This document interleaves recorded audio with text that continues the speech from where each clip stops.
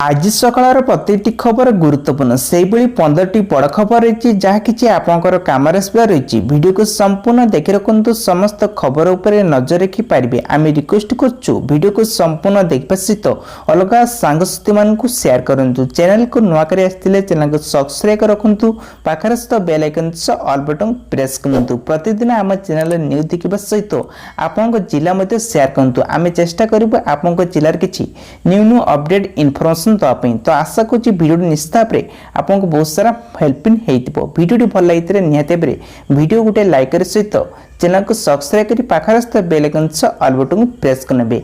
आज सकाळ प्रथम खबर होची बुलेटिन आरंभ करबा से देश विषय एवं जेई नेट एवं परीक्षा को प्रस्तुति आरंभ हो सारी जहाँ सूचना मिली कोरोना काल भितर एथिरे देश में आयोजन हेबो जेईयू नेट परीक्षा जेई मेन परीक्षा सेप्टेम्बर 1 रु सेप्टेम्बर 6 मध्य आयोजित हेबो।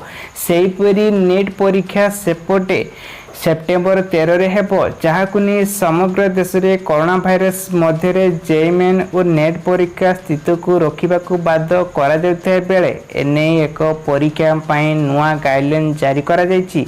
गाइडलाइन अनुसार परीक्षा प्राप्ति माने परीक्षा देबे ता सहित मास्क और हाथ में ग्लोव्स पिंधिबा बाध्यमूलक रही। या सहित परीक्षा केन्द्र को संग पानी बोतल एवं हैंड सैनिटाइजर धरी आसवाकू कहुई। परीक्षा केन्द्र रे प्रवेश द्वार रे प्रार्थी मानक थंबनेल एवं स्क्रीन करा जिवो।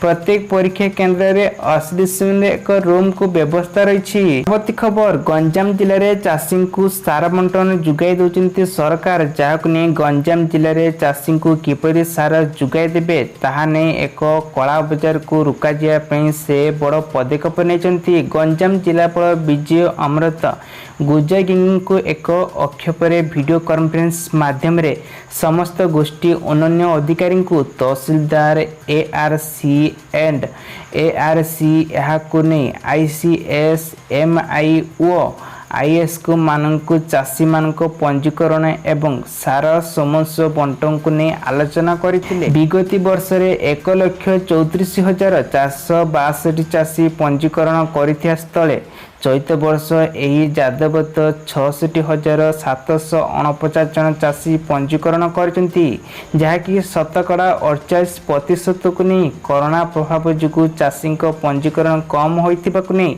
जलधारण जिले में अनेक ब्लॉक रे शतकड़ा 50% चाषी पंजीकरण करचंती। परवर्ती खबर चीन तैयारी कला कोरोना टीका सूचना जे एबे गुप्त रे चीन तैयारी करुची कोरोना वैकेंसी मासे तले पंजुनी देइथिले जे आउ एक जनसाधारण को टीका देवाई आरंभ कर सारी।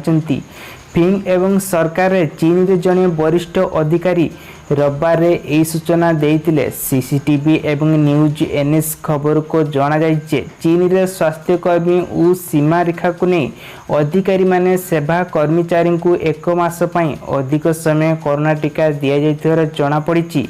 सूचना जे दुनिया रे विलंब को नहीं सूचना देवाई चीन वैकेंसी को व्यवहार चुपचाप आरंभ कर लगी। चीन रो गत मासरे कोरोना वैकेंसी व्यवहार आरंभ कर सरकारी खबर प्रशंसकारी संस्था सीसीटीवी जना जाइछि। 1 मास भितर नर्सिंग को एक हेल्थ कमिशनर विज्ञापन और युक्त विद्या को एक विकास केन्द्र निर्देशक देक झेंग एवं जेम्स कहते जनी फिंक्स रे सरकार जुलाई 22 रे कोरोना वैकेंसी जरूरीकालीन व्यवहार पर मंजूरी देथिले। परवर्ती खबर 2 चकिया गाड़ी है सस्ता जानतु कौन रही एवं सूचना मिली 2 चकिया जान किणवा को चाहूले लोकों भल खबर पर एक बड़ घोषणा कर प्रवण एवं ऋतुचक्री एवं 2 चकिया जान सस्ता हो पारे जहाँ नहीं अर्थमंत्री सीतारमण मंगलवार यहीपरि संकेत देइचंती। से कहते 2 चकिया जान उपरे टिकस कम करने उद्योजक एक प्रस्ताव देइचंती। निर्माण कहते यह वस्तु और सेवा को नहीं जीएसटी परिशोध उद्यम को नहीं यही प्रस्ताव को आगु को बढ़ाइबे।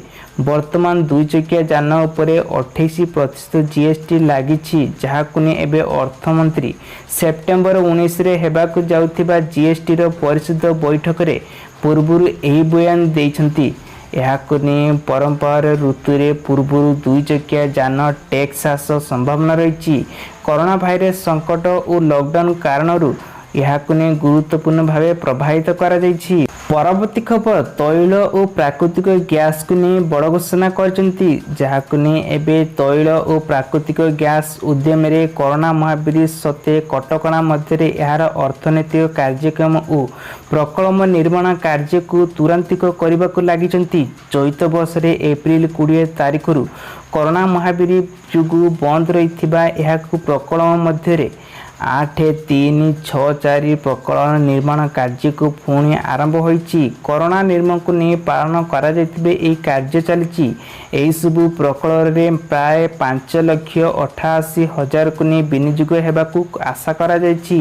ଏହା ସହିତ ପ୍ରକଳ୍ପରେ CFC ଯୋଗୁଁ ଉଦ୍ୟମ ଓ ସହାୟତା ଉଦ୍ୟୋଗରେ କାର୍ଯ୍ୟକାରୀ ହେଉଛି। ଏହା ସହିତ ତୈଳ ବିଶୋଧନ ଏବଂ ପ୍ରକଳ୍ପ ଜୈବ ବିଶୋଧନ ସହିତ E&P ପ୍ରକୃତିର ମାର୍କେଟିଂ ନେଇ ଇନ୍ସପେକ୍ସନ ଏବଂ ଏହାର ଏକ ଲାଇନ୍ ସବସିଡି ପ୍ରସଙ୍ଗକୁ ନେଇ ଟ୍ରିମର ସର୍ଭେ କାମ ଅନ୍ତର୍ଭୁକ୍ତ ହୋଇଛି। ପରବର୍ତ୍ତୀ ଖବର ଜଗତସିଂହପୁର ଜିଲ୍ଲାରେ ଦୁର୍ଗା ପୂଜା ବନ୍ଦକୁ ନେଇ ହେଲା ବୈଠକ। ସୂଚନା ଯେ ଏବେ ଚଳିତ ବର୍ଷ COVID-19 ସଂକ୍ରମଣ ପରିସ୍ଥିତିକୁ ଦୃଷ୍ଟିରେ ରଖି ଜଗତସିଂହପୁର ଜିଲ୍ଲା ପ୍ରଶାସନକୁ ସାମାଜିକ ଦୁର୍ଗା ପୂଜାକୁ ନେଇ ବନ୍ଦ କରିଛନ୍ତି। ସୋମବାର ଅପରାହ୍ନରେ ଜିଲ୍ଲାପାଳଙ୍କ କାର୍ଯ୍ୟାଳୟ ଓ ସହାନୁଭୂତି ସଂଗ୍ରହକୁ ନେଇ ଏକ ଦୁର୍ଗା ଏବଂ ହରପତିକୁ ନେଇ ପୂଜା କମିଟିର ସ୍ୱଳ୍ପ ସଂଖ୍ୟସ୍ଥ ଏବଂ କର୍ମକର୍ତ୍ତାଙ୍କୁ ନେଇ ଦୁର୍ଗା ପୂଜା ସମ୍ପର୍କରେ ଏକ ବୈଠକ ଅନୁଷ୍ଠିତ ହୋଇଯାଇଛି। ଜିଲ୍ଲାପାଳ ଏବଂ ସଂଗ୍ରାମ କେଶରୀ ମହାପାତ୍ରଙ୍କ ଅଧ୍ୟକ୍ଷତାରେ ଅନୁଷ୍ଠିତ ବୈଠକରେ ଜିଲ୍ଲାପାଳ ଦୁର୍ଗା ପୂଜା ସମ୍ପର୍କରେ ଉପସ୍ଥିତ ହୋଇ କର୍ମଚାରୀଙ୍କ ମତାମତ ନେଇଥିଲେ। ଜଗତସିଂହପୁରର ସମସ୍ତ ସମଗ୍ର ଜିଲ୍ଲାରେ କରୋନା ସ୍ଥିତି ଭଲ ରହିଛି, ଯାହାକୁ ନେଇ ତେବେ ଗ୍ରାମ ଅଞ୍ଚଳ ଅପେକ୍ଷା ସହରାଞ୍ଚଳରେ ଅଧିକ ସମସ୍ୟା ଅଛି। ଏହି ପରିସ୍ଥିତିରେ ସହରରେ ସମସ୍ତ ଦୋକାନୀ, ବ୍ୟବସାୟୀ, ବୁଦ୍ଧିଜୀବୀ ଏବଂ ଜନସାଧାରଣଙ୍କ ପ୍ରଶ୍ନକୁ ନେଇ ସହଯୋଗ କରୁଥିବାକୁ ନେଇ ଏବେ ଜିଲ୍ଲାପାଳ ସମସ୍ତଙ୍କୁ ଧନ୍ୟବାଦ ଦେଇଛନ୍ତି। ପରବର୍ତ୍ତୀ ଖବର ଜିଓ ଆଣିଲା 13ଟି ଜିଲ୍ଲାକୁ ନେଇ ନୂଆ ଅଫର ବାହାର କରିଛନ୍ତି। ସୂଚନା ଅନୁଯାୟୀ ଜିଓର ଫାଇଦା ଉପଭୋକ୍ତ ପାଇଁ ପୁଣି ଏକ ରୋମଚୁକ୍ ନେଇ ଏକ ଉପଲବ୍ଧ ହୋଇଛି, ଯାହାକୁ ନେଇ ଲୋକପ୍ରିୟ ନ୍ୟୁଜ୍ ଆପ୍ ଏବଂ ଆପ୍ ନ୍ୟୁଜ୍ ଉପରେ ବର୍ତ୍ତମାନ ଜିଓର ଫାଇଦା ଉପଭୋକ୍ତ ରହିଛି। ଏହାକୁ ନେଇ ଜିଓ ସେଟ୍ ଟପ୍ ଏକ ବକ୍ସରେ ଉପଲବ୍ଧ ହୋଇଛି। ବ୍ରେକିଂ ନ୍ୟୁଜ୍, ଭିଡ଼ିଓ ମ୍ୟାନେଜମେଣ୍ଟ ଏବଂ ପତ୍ରିକା, କାଗଜପତ୍ର ଏବଂ ଫଟୋ ଗ୍ୟାଲେରୀ ସହିତ ଅନ୍ୟାନ୍ୟ ବହୁ ସେବା ପାଇବେ। ଜିଓର ନ୍ୟୁଜ୍ ଆପ୍ ଏକ ସାବଧାନ ସୂତ୍ର ହୋଇଛି। ଓଡ଼ିଶାରେ ଜିଓ ଫାଇଦାରେ ଉପଲବ୍ଧ ହେଉଥିବା 13ଟି ସହରରେ ହିଁ ଜିଲ୍ଲା ଫାଇଦା ଉପଯୁକ୍ତ ଏବଂ ଜିଓ ନ୍ୟୁଜ୍ ବ୍ୟବହାର କରିପାରିବେ। ଜିଓର ଫାଇବର ନେଇ ଏବେ ସେବାଗୁଡ଼ିକୁ ଭୁବନେଶ୍ୱର, କଟକ, ସମ୍ବଲପୁର, ରାଉରକେଲା, ବଲାଙ୍ଗୀର, ଭବାନୀପାଟଣା, ଯାଜପୁର ରୋଡ୍, ପୁରୀ ଏବଂ ଝାରସୁଗୁଡ଼ା, କୋରାପୁଟ, ଅନୁଗୁଳ, କେଉଁଝର ଏବଂ ସୁନ୍ଦରଗଡ଼ ସହରରେ ପ୍ରମୁଖ ଅଞ୍ଚଳରେ ଉପଲବ୍ଧ ହୋଇଥିବା ବେଳେ ଆଗାମୀ ଦିନରେ ବ୍ରହ୍ମ ଅଞ୍ଚଳରେ ନେଇ ଏହିସବୁ ବଡ଼ ପଦକ୍ଷେପ ନେଇଛନ୍ତି। ଜିଓରେ ଜଟିଳ ଏବଂ ଜଗତସିଂହପୁରରେ ସମସ୍ତ ଅନେକ ନୂତନ ସହରରେ ମାଧ୍ୟମରେ ସହରାଞ୍ଚଳ ଆରମ୍ଭ କରିବାକୁ ଯାଉଛନ୍ତି। ପରବର୍ତ୍ତୀ ଖବର ଜଳେଶ୍ୱର ଜିଲ୍ଲାରେ ମାଗଣା ଖାଦ୍ୟ ସହ ମାସ୍କ ବଣ୍ଟନ କରାଯାଉଛି, ଯାହାକୁ ନେଇ ଅନ୍ୟକୁ ସହାୟତା କରିବା ସାହାଯ୍ୟରେ ପଇସା ଏବଂ ଲୋକଙ୍କ ବିପଦରେ ଛିଡ଼ା ହେବାର ଯାହାର ନିରକ୍ଷିତ କାର୍ଯ୍ୟ ଓ ବିଭିନ୍ନ ସମୟରେ ସାମାଜିକ କାର୍ଯ୍ୟକର, ଯାହାକୁ ନେଇ ମାନସିକତା ସେ ହେଉଛନ୍ତି ସମାଜସେବୀ, ଯାହାକୁ ନେଇ ହେମଜନା ଏହାକୁ କରୋନା ମହାବିପଦ ସମୟରେ ବିଭିନ୍ନ ବ୍ଲକରେ 150 ଜଣଙ୍କ ନିଜସ୍ୱ ଅର୍ଥରେ ମାସ୍କ, ସାନିଟାଇଜର ଓ ଶୁଖିଲା ଖାଦ୍ୟ ବଣ୍ଟନ କରି ରେକର୍ଡ ସୃଷ୍ଟି କରିଛନ୍ତି। ପିଲାଦିନରୁ ଅଭାବ ମଧ୍ୟରେ ବଢ଼ିଥିବା ହେମନ୍ତ ପରିବର୍ତ୍ତନ ସମୟରେ ସମାଜସେବା କରିବାକୁ ଇଚ୍ଛା ଥିଲା। ଇଚ୍ଛାଶକ୍ତି ନେଇ ତାଙ୍କର ବାଟ କଢ଼ାଇ ନେଇଥିଲେ। ବହୁ କଷ୍ଟରେ ଶିକ୍ଷା ଚାକିରିଙ୍କୁ ପାଇଥିବା ନିକି ଏବେ ଦରମା ଟଙ୍କାର କିଛି ଅଂଶରେ ଗରିବଙ୍କୁ ସାହାଯ୍ୟ କରିବା ସହ ଓ ବିଭିନ୍ନ ସ୍ଥାନରେ ସାମାଜିକ କାର୍ଯ୍ୟ ସହିତ ଜର୍ବଦକ ଏବଂ ସାଧାରଣ ଧନରେ ବୃକ୍ଷରୋପଣ ରୂପରେ ଇତ୍ୟାଦି କରୁଛନ୍ତି, ଯାହାକୁ ନେଇ ବାଲେଶ୍ୱର ଜିଲ୍ଲାରେ ଜଳେଶ୍ୱର ବ୍ଲକର କୋଠାକେଟି ସାହିରେ ପଞ୍ଚାୟତରେ ଗୋବର୍ଣ୍ଣପୁର ଗାଁରେ ହେମନ୍ତ କୁମାର ଜେନା ଏକ ଗରିବ ପରିବାରରେ ଜନ୍ମଗ୍ରହଣ କରିଥିଲେ। ବହୁ ଆର୍ଥିକ ଏବଂ ଅନାଘଟନରେ ଛାତ୍ରଛାତ୍ରୀ ଜୀବନ ଅବହିତ କରିଥିଲେ। ସେହିସବୁକୁ ଦୁଃଖର କଷ୍ଟକୁ ସାମ୍ନାକୁ ଆଣି ଏବେ ନିଜେ ବାହାରିଛନ୍ତି ଅନ୍ୟକୁ ସାହାଯ୍ୟ କରିବା ପାଇଁ, ଯାହାକୁ ନେଇ ଚର୍ଚ୍ଚାରେ ଚାଲିଛି। ପରବର୍ତ୍ତୀ ଖବର ଏଣିକି ଶସ୍ତା ହେଲା କୋଭିଡ ଟେଷ୍ଟ। ଘରୋଇ ସଂସ୍ଥାରେ ହେଉଥିବା ଆରଟି ଏବଂ ପିସିଆର ପରୀକ୍ଷାର ଦର ହ୍ରାସ କରିଛନ୍ତି ରାଜ୍ୟ ସରକାର। ଏଣିକି 1200 ଟଙ୍କାରେ ହେବ ଆରଟି ଏବଂ ପିସିଆର କୋଭିଡ-19 ପରୀକ୍ଷା। ପୂର୍ବରୁ କୋଭିଡ ଟେଷ୍ଟ ପାଇଁ 2200 ଟଙ୍କା ଦେବାକୁ ପଡୁଥିଲା। ଏନେଇ ରାଜ୍ୟ ସ୍ୱାସ୍ଥ୍ୟ ଓ ବିଭାଗ ପକ୍ଷରୁ ନିର୍ଦ୍ଦେଶ ଜାରି କରିଛନ୍ତି। ଏହି ସୁବିଧା କେବଳ ଭୁବନେଶ୍ୱର ସ୍ଥିତ 4ଟି ଘରୋଇ ପରୀକ୍ଷାଗାରଙ୍କ ପାଇଁ। ଅପରେସରେ ଏବଂ ଆପୋଲୋ ହସ୍ପିଟାଲରେ ସମ୍ ହସ୍ପିଟାଲକୁ ନେଇ ଜେକେନ୍ସ ଏବଂ କିଟ୍ ପରିଶ୍ରମକୁ ନେଇ ହେଉଥିବା ଇଣ୍ଡିଆନ୍ ଲାଇଫଲାଇନ୍ ଏବଂ ପ୍ରଫେସନ ଲିମିଟେଡକୁ ନେଇ ଉପଲବ୍ଧ ହୋଇପାରିବ। ଆରଆଇଏସରେ ହେବ ତଫସିଲକୁ ନେଇ ଏବେ ଘରୋଇ ସଂସ୍ଥାଗୁଡ଼ିକରେ ଆଧାରିକ ଏବଂ ଗାଇଡଲାଇନ୍ ଅନୁସାରେ ସଂସ୍ଥାଗୁଡ଼ିକ ଆଇସିଏମଆରରେ ଗାଇଡଲାଇନ୍ ପାଳନ କରି କୋଭିଡ-19 ପରୀକ୍ଷାକୁ କୁଲେଚନ କରିଛନ୍ତି। ପରବର୍ତ୍ତୀ ଖବର ଆସନ୍ତା 24 ଘଣ୍ଟା ଧରି ଆହୁରି ଲାଗି ରହିବ ଲଘୁଚାପ, ଯାହାକୁ ନେଇ ସୂଚନା ମିଳିଛି। ଉତ୍ତର ବଙ୍ଗୋପସାଗରରେ ହୋଇଥିବା ଲଘୁଚାପ ଏକ ଲୁଆନ କରି ରୂପ ନେଇଛି। ଏହାର ପ୍ରଭାବରେ ଆଜିଠାରୁ ପ୍ରବଳ ବର୍ଷା ଲାଗି ରହିବାର ସମ୍ଭାବନା ରହିଛି। ଉତ୍ତମ ଅଭ୍ୟନ୍ତର ରହି ଜିଲ୍ଲାଗୁଡ଼ିକରେ ରେଡ୍ ୱାର୍ଣ୍ଣିଂ ଜାରି କରାଯାଇଛି। ପାଣିପାଗ ବିଭାଗ ପକ୍ଷରୁ ପୁନର୍ବାର କହିଛନ୍ତି, ପ୍ରବଳ ବର୍ଷା କାରଣରୁ 9ଟି ଜିଲ୍ଲାରେ ସୃଷ୍ଟି ହୋଇପାରେ ବନ୍ୟା ସ୍ଥିତି। ବାଲେଶ୍ୱର, ଭଦ୍ରକ, ମୟୂରଭଞ୍ଜ, କେଉଁଝର, ପାରାଦୀପ, ଝାରସୁଗୁଡ଼ା, ଅନୁଗୁଳ, ଦେବଗଡ଼, କଟକରୁ ଖାଲୁଆ ଅଞ୍ଚଳରେ ପାଣି ଜମିପାରେ ବୋଲି କହିଛନ୍ତି। ବନ୍ୟା ପରିସ୍ଥିତି ସୃଷ୍ଟି ହୋଇପାରେ, ଏହାକୁ ନଜର ରଖି କହିଛନ୍ତି ପାଣିପାଗ ବିଭାଗ ପକ୍ଷରୁ। ତା ସହିତ ରେଡ୍ ୱାର୍ଣ୍ଣିଂ ଜାରି କରାଯାଇଛି। ଉତ୍ତର ଉପକୂଳବର୍ତ୍ତୀ ଓଡ଼ିଶା ଓ ଅଭ୍ୟନ୍ତରରେ ଉତ୍ତର ଓଡ଼ିଶାରେ ଏହାକୁ ନେଇ ଜିଲ୍ଲାଗୁଡ଼ିକରେ ଉଚ୍ଚା ଘର ଏବଂ କଚ୍ଚା ଘରକୁ କ୍ଷୟକ୍ଷତି ହୋଇପାରେ ବୋଲି ସତର୍କ କରାଇଛନ୍ତି ପାଣିପାଗ ବିଭାଗ। ଛାତ୍ରୀଙ୍କ ପାଇଁ ଯାହାକୁ ନେଇ ଏହି ମାସରେ ବାହାରିବନି ଯୁକ୍ତ 2 କଳା ବାଣିଜ୍ୟ ପରୀକ୍ଷା ଫଳ। ସୂଚନା ଅନୁଯାୟୀ ଉଚ୍ଚ ପ୍ରାଥମିକ ବିଦ୍ୟାଳୟରେ ଏକ ପରିସ୍ଥିତିକୁ ନେଇ ସିଏଚ୍ଏସ୍ରେ ଏବେ 2 ଜଣ କର୍ମଚାରୀଙ୍କୁ କରୋନା ଆକ୍ରାନ୍ତ ହେବା ପରେ ପରୀକ୍ଷା ଫଳରେ ପ୍ରସ୍ତୁତି ସମସ୍ୟା ଉପୁଜିଛି, ଯାହାକୁ ନେଇ ଯେଉଁଥିରେ ପରୀକ୍ଷା ଫଳ ପ୍ରକାଶ ପାଇବାକୁ ନେଇ କିଛି ଦିନ ବିଳମ୍ବ ହେବ। ତେବେ ସେପ୍ଟେମ୍ବର ପ୍ରଥମ ସପ୍ତାହରେ ଉକ୍ତ 2 ବିଭାଗ ପରୀକ୍ଷା ଫଳ ପ୍ରକାଶ କରିବାକୁ ଲକ୍ଷ୍ୟ ରଖାଯାଇଛି ବୋଲି ବିଭାଗ ପକ୍ଷରୁ ମନ୍ତ୍ରୀ ସମୀର ରଞ୍ଜନ ଦାସ ଆଜି ସୂଚନା ଦେଇ ଘୋଷଣା କରିଛନ୍ତି। ପରବର୍ତ୍ତୀ ଖବର ସୋସିଆଲ ମିଡ଼ିଆରେ ଭାଇରାଲ ହେଲା।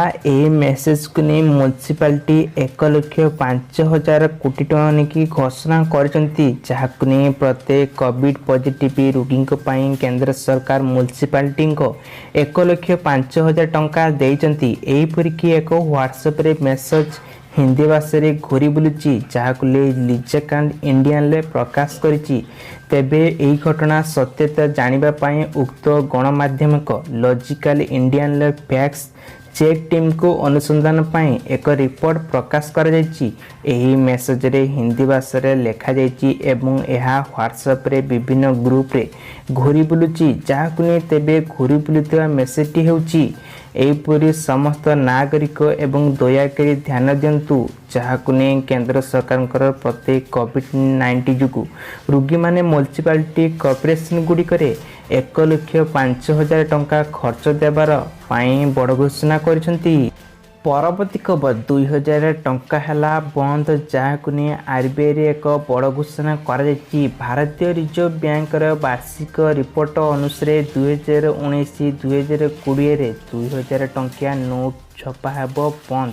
କେନ୍ଦ୍ର ବ୍ୟାଙ୍କର ଏହା ମଧ୍ୟ କହିଛି କି ଗତ କିଛି ଦିନ ବର୍ଷରେ 2,000 ଟଙ୍କିଆ ନୋଟ୍ର ପ୍ରଚଳନ ମଧ୍ୟରେ ହ୍ରାସ ପାଇଛି। ଆରବିଆଇର ବାର୍ଷିକ ରିପୋର୍ଟରେ କୁହାଯାଇଛି କି ମାର୍ଚ୍ଚ 2018 ପର୍ଯ୍ୟନ୍ତ 33,632 ଜଣ 2,000 ଟଙ୍କିଆକୁ ନେଇ ପ୍ରଚଳନ ଥିବାର, ଯାହାର ସଂଖ୍ୟା ମାର୍ଚ୍ଚ 2019ରେ ହ୍ରାସ ପାଇ 32,910 ଜଣ ଓ ମାର୍ଚ୍ଚ ମାସରେ 2020ରେ 27,388 ଜଣ ରହିଗଲା, ଯାହାକୁ ନେଇ ଅନ୍ୟପଟେ 500ରୁ 200 ଟଙ୍କିଆ ନୋଟ୍ ବ୍ୟାଙ୍କରେ ଏବେ ପ୍ରଚଳନ ବଢ଼ି ଚାଲିଛି। ଆରବିଆଇର ରିପୋର୍ଟ ଅନୁଯାୟୀ ଏହା ମଧ୍ୟ ଖାସ୍ ହୋଇଛି ଯେ 2019-2020ରେ ଏବଂ 2,000 ନୋଟ୍କୁ ନେଇ छपा बंद कहीं एक तरफରୁ कौनसी ऑर्डर दिया जाए नहीं बोली स्पष्ट करा जायछि। परवर्ती खबर सोना रूपा पुणी कमिला जहाकु ने अंतरराष्ट्रीय स्तर रे दर हासकु ने हेबाकु एबे घरे बजार मध्य सोना दाम खसछि। मंगलवार रे दिल्ली रे सफाई देबा बजार रे सोना दाम 10 ग्राम पिछा 500 टंका सस्ता होइछि। अन्यपटे रूपार दाम मध्य 1 किलोग्राम पछरे 1600 टंका कमी जाइछि। विज्ञापन अनुसार कोरोना भाइरस वैकेंसी को नहीं विलंबित घटिले मध्य चिकित्सा को नहीं लोक मैंने सरकार मारात्मक महल रही। चाषी बहुत बड़ खुशी खबर एबे 8 कोटी चाषी मान किसान क्रेडिट कार्ड मिलवा सहित पुणी 17 कोटी टंका को नहीं घोषणा करा जायछि। पुणी 2000 टंका प्रत्येक किसान अकाउंट को बंटन करा जाउछि। जहाकु ने एहा मध्यरे एक योजना आरंभ करा जायछि जहाकु ने प्रधानमंत्री शुभारंभ करिवे। एहाकु ने वर्तमान सुधा पर्याये एई योजना अधीन रे देश रे 10 कोटी एवं 31 लाख रु 27,000 कृषिक बैंक अकाउंट को 2000 टंका लेखा पठा जावाकू बंटन करा जायछि। जहाकु ने प्राय 75 कोटी रु प्रत्येक सहायता प्रदान करा जाय सारिछि। एबे एहाकु ने क्षुद्र चाषी माने कृषि क्षेत्र उपरे सहायता रहउचंती। सेति पई मोदी सरकार बड़ घोषणा करि कहिसं